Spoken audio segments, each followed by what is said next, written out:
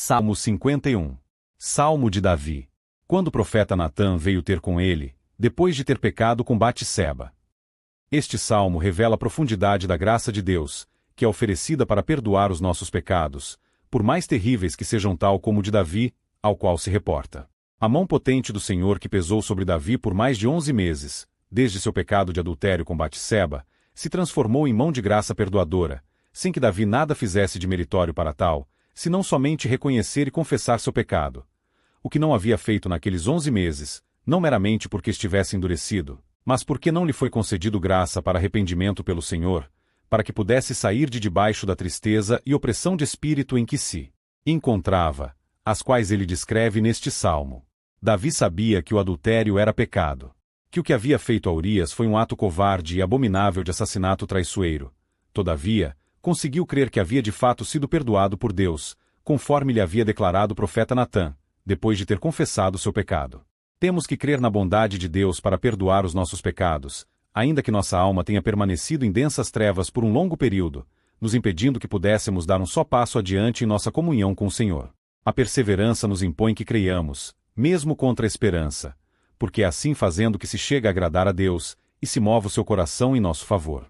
Quando Natã disse a Davi que ele não morreria, porque a sua transgressão havia sido perdoada por Deus, apesar das muitas terríveis consequências e sequelas que seriam decorrentes da mesma, Davi não se limitou a dizer a Deus muito obrigado, ou então a ficar simplesmente contente com a notícia de que havia sido perdoado. Ele necessitava sentir a restauração da sua comunhão com o Senhor, pela testificação do Espírito Santo se movendo no seu interior, e voltando a lhe dar a antiga unção e alegria que ele havia perdido por causa do seu pecado. Então, ele se pôs a clamar e a orar pedindo a Deus que tivesse misericórdia dele, segundo a sua benignidade e segundo a multidão das suas misericórdias, e que apagasse as suas transgressões, por meio da manifestação de tal benignidade e misericórdia. Ele pediu, além disso, que o Senhor o lavasse completamente da sua iniquidade e que o purificasse do seu pecado, porque ele conhecia agora a profundidade do seu pecado, pois este estivera sempre diante dele.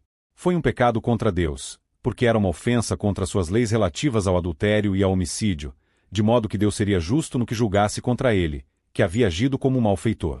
Ele não tinha como se justificar diante do Senhor, e não havia nada que pudesse desculpá-lo perante ele, pelos seus atos, porque como todo homem, era pecador, concebido em pecado desde o ventre de sua mãe. Mas, Deus que se compraz na verdade no íntimo e no recôndito, lhe fez conhecer a sabedoria, porque sondou seu coração e por meio do profeta Natã, revelou que ele havia ocultado a seus próprios olhos, pensando que tinha direito de fazer tais coisas por causa da autoridade que tinha como rei. Ele sabia que não poderia ter alegria espiritual, e ser livrado do sentimento de que seus ossos haviam sido esmagados pelo juízo de Deus, caso ele não o purificasse e o lavasse, para que ficasse mais alvo do que a neve. Por isso pediu ao Senhor que escondesse o rosto dos seus pecados, não para não levá-los em conta, mas para que os esquecesse através do perdão, que apagaria todas as suas iniquidades, criaria nele um coração puro, e renovaria mais uma vez nele um espírito inabalável, qual como que possuía antes de ter pecado. Como ele havia perdido a alegria da salvação, por ter entristecido, apagado, o Espírito Santo, se sentia repelido da presença do Senhor. Por isso lhe pediu humildemente que restaurasse a sua vida espiritual, criando nele o mesmo espírito voluntário com o qual sempre lhe havia servido. Se o Senhor lhe concedesse esta bênção, então poderia ensinar aos transgressores os caminhos de Deus, e eles se converteriam a ele, pelo próprio testemunho de lhe ter sido perdoado tão horrível pecado. Isto daria ocasião para que a graça de Deus fosse magnificada por restaurar pecadores caídos, mesmo em graves ofensas. Não para incentivá-los a continuarem pecando contando com perdão, porque bem sabia que de Deus não se zomba, nem pode ser enganado, mas para que soubessem que há disponibilidade de graça e perdão suficientes para perdoar a todos os que buscarem viver em retidão perante ele. Jesus pagou o preço altíssimo para o nosso perdão, sofrendo a terrível pena em nosso lugar, quando morreu na cruz. Então, sucedeu a Davi, o mesmo que ocorreria com Paulo no futuro, em seus argumentos para encorajar as pessoas a crerem no perdão de Jesus. Porque se ele, perseguidor da igreja, que era o principal dos pecadores, foi perdoado por ele, então isto comprovava que estava disposto a perdoar a qualquer um que confiasse nele como Salvador. Tal foi o horror gerado no espírito de Davi pelos juízos que o Senhor havia trazido sobre ele, e agora o grande constrangimento pelo seu amor, que em vez de ordenar a sua morte por apedrejamento, conforme exigia a lei, usando de graça para com ele, perdoando seu pecado, que Davi pediu que o Senhor o livrasse para o futuro, de cometer crimes de sangue, tal como fizera com Urias. para que a sua língua pudesse exaltar a justiça do Senhor, que tem uma demanda com os homicidas. Davi orou também pedindo a Deus que abrisse de novo seus lábios para que louvasse, compondo hinos de louvor, conforme lhe eram dados pelo Espírito Santo, porque naqueles 11 meses, a sua harpa ficou desafinada e seus lábios permaneceram emudecidos, porque o Espírito já não se movia nele, lhe dando motivos para louvar ao seu Deus. Assim, ofereceu a Deus o seu espírito quebrantado e seu coração compungido e contrito, porque sabia que não seriam desprezados pelo Senhor, como sucederia com sacrifícios de animais que não fossem acompanhados por tal quebrantamento de espírito. Finalmente, ele lembra que não se tratava apenas de restaurar a sua vida, mas a da própria nação de Israel que era liderada por ele, que certamente ficará impactada negativamente por causa do desagrado de Deus em relação ao seu pecado, e por isso lhe pediu que fizesse bem a Sião, segundo a sua boa vontade.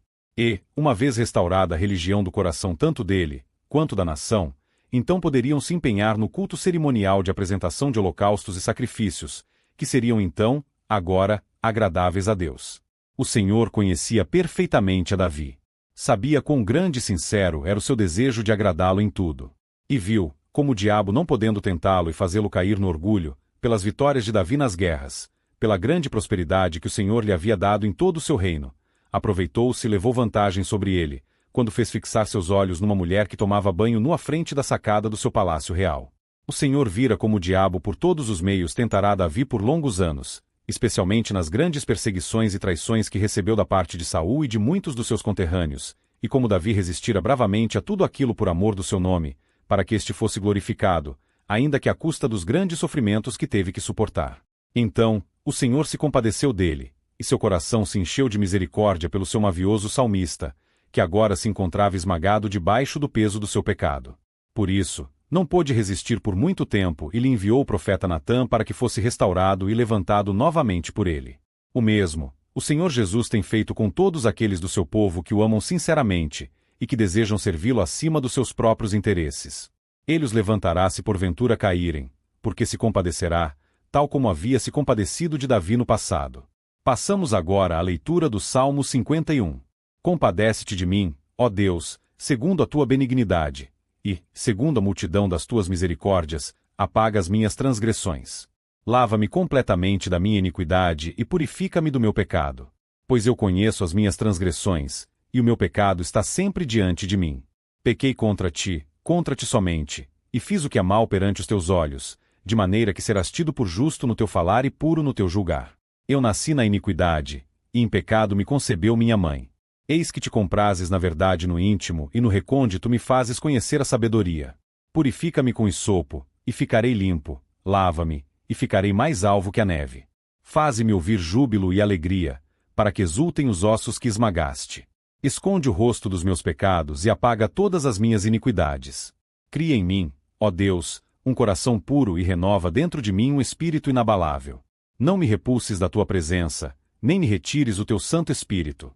Restitui-me a alegria da tua salvação e sustenta-me com espírito voluntário. Então, ensinarei aos transgressores os teus caminhos, e os pecadores se converterão a ti.